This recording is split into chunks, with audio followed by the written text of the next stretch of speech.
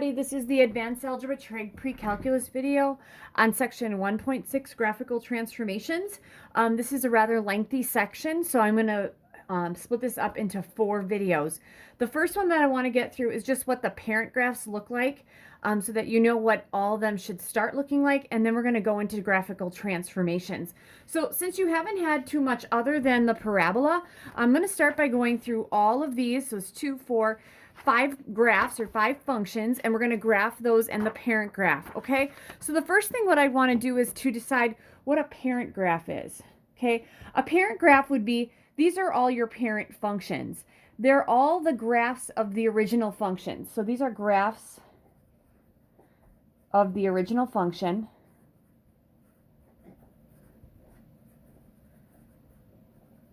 With no transformations.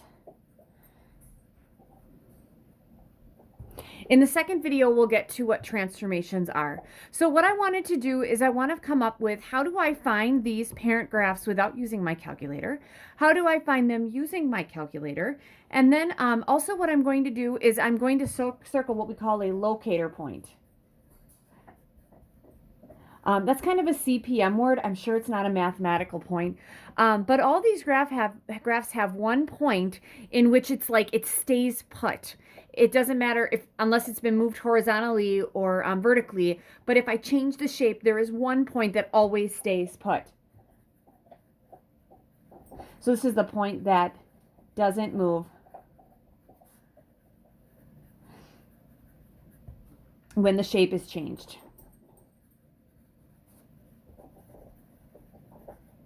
All right, so that's the essence of what I'm trying to do here today in the first video.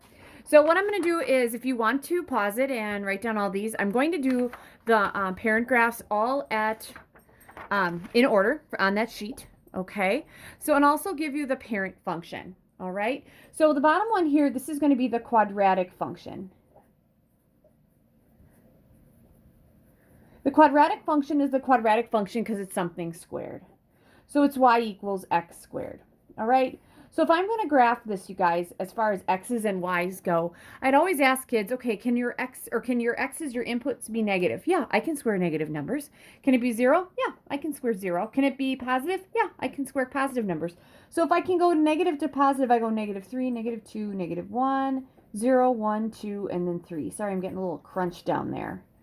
-3 squared is 9, -2 squared is 4, -1 squared is 1, 0 squared is 0, 1 squared is 1, 2 squared is 4, 3 squared is 9. So that means my parent function here, you guys, and I'll use a different color, is, has points at all of those parts. So we're going to have a point at 0, 0, another one at 1, 1, 2, 4, and 3, 9. I'm a big fan of numbered graph paper. So glad I got this last week. All right. And when I swing my parabola through, one thing you guys should remember from algebra is a parabola has a U on the bottom. It's U-shaped. This is my parent function, okay? This is the original parabola that I'm going to shift horizontally or vertically, that I might reflect over the X or the Y. And it's also the one that I could change the shape. Okay, I can make it skinnier or flatter, and that's going to have an actual real name in just a second. All right, I did say that I would circle my locator point. So in all of these, I will circle it. Okay, and the point that stays put after any vertical or horizontal shift is this guy right here, the vertex. The vertex is the most important point. All right. All right, that's my first one. My next one is y equals the square root of x. This is the square root function.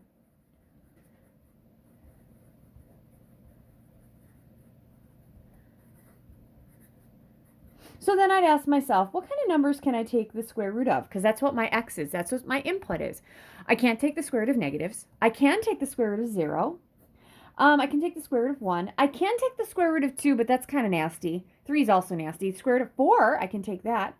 Square root of 5, 6, 7, and 8, those are all nasty, but there's a square root of 9. And I'm going to stop it at x of 9 just because I can't go any bigger over there. Okay, the square root of 0 is 0. Square root of 1 is 1. Square root of 4 is 2. Square root of 9 is 3. So it looks like I'm going to start at 0, 0. I'm going to use my blue pen. Then I'm going to go to 1, 1, 4, 2, and then 9, 3. All right, and so I'm going to do something. Ooh, didn't quite hit my point. Sorry about that. All right, so that is my square root function. The locator point that after I move it horizontally or vertically that does not change is the one that starts at the origin. To be honest with you, all of them, I think all the ones that I have today, they're all going to start at the origin. All right, so that is my square root function. So I have those two. All right, I could also have the cube function. So the cubic function.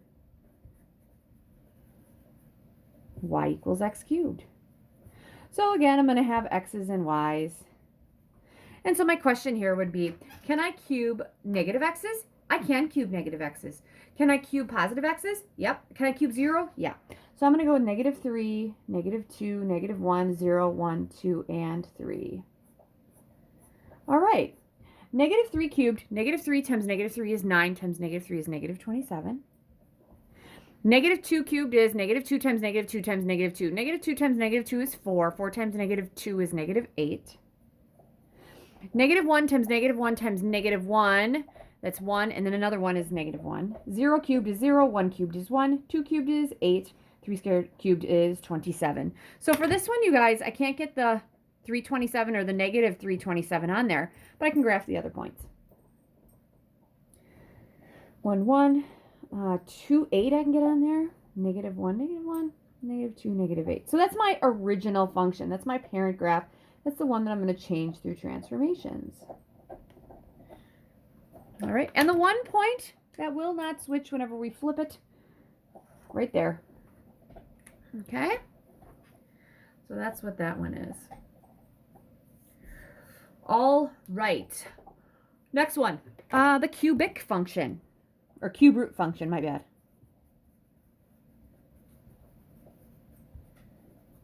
Okay, and after I get done with these 4, I'm going to take a little break, and we'll go through what all these look like on our graphics calculator and how we get them. Because really, whenever you're using transformations, you want to just be able to search for a graph or make a sketch of a quick graph. All right? All right, cube root function. This is going to be y equals the cube root of x. Okay, so what can I take the cube root of? Can I take the cube root of negatives? Yes, I can, because I can multiply something by itself 3 times to get a negative. Can I take the cube root of 0? Yeah. How about the cube root of positives? Yeah, I can do that too. All right, so I need to think about numbers that I could take in here and find the cube root, meaning I would multiply itself by 3 times. All right, so let's see here. I know 0 cubed, that would be 0. Right, the cube root of 0 is 0. The cube root of 1 is 1. The cube root of 2, I don't know. Cube root of 3, there's nothing I multiply by itself 3 times to get 3. How about 4? No. 5?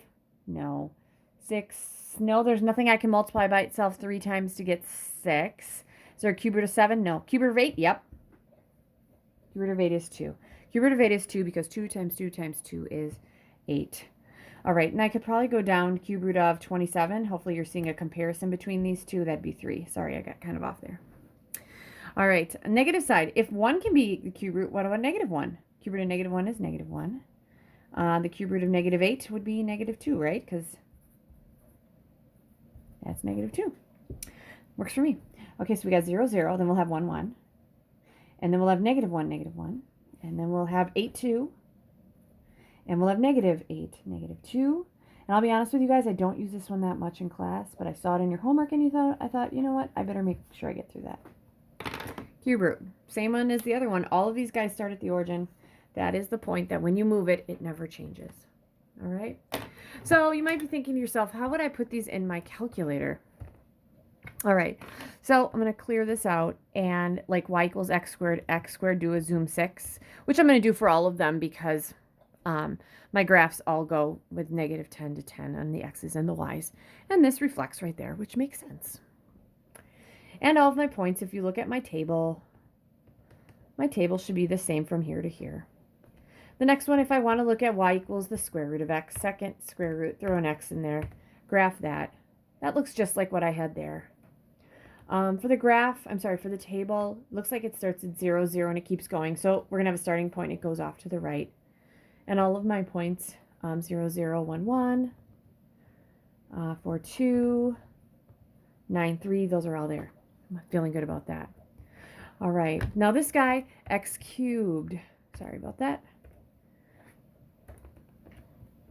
All right, so x to the third power put it to the x power. Zoom 6. All right, so that looks like that's my original function here. My table should be the same, right? Yep, my table should look the same.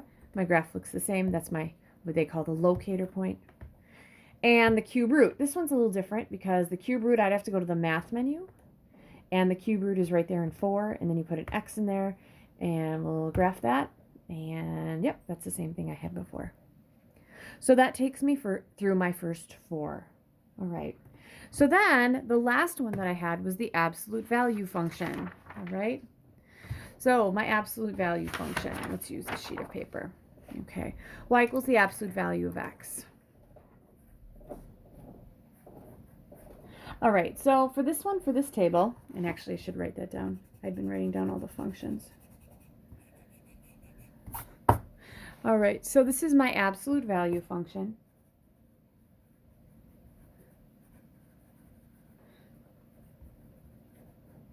Which is y equals the absolute value of x. And so for my table of x's and y's, my question would be, can I take the absolute value of negative x's? Yeah. How about 0? Positive x's? Yeah. Let's go negative 3 to 3. I tend to go negative 3 to 3 if I can have positive and negative answers. Kind of got crunched there. Absolute value negative 3 is 3. Absolute value negative 2 is 2. Absolute value negative 1 is 1. So value 0 is 0, 1, and 2, and 3. I know I went through that fast, but hopefully you guys get that. Points that I should see on here would be 0, 0, 1, 1, 2, 2, 3, 3, and then negative 1, or negative 1, 1, I'm sorry, negative 2, 2, and negative 3, 3. And what you should notice, you guys, is that this is going to be a V-shaped graph. So you should have a definite edge on the bottom there. The locator point for this one, same as all of them, they start at the origin. That one starts at the origin too. Okay, so what's going to happen, you guys, is when we're graphing these things, I will refer back to the parent graphs.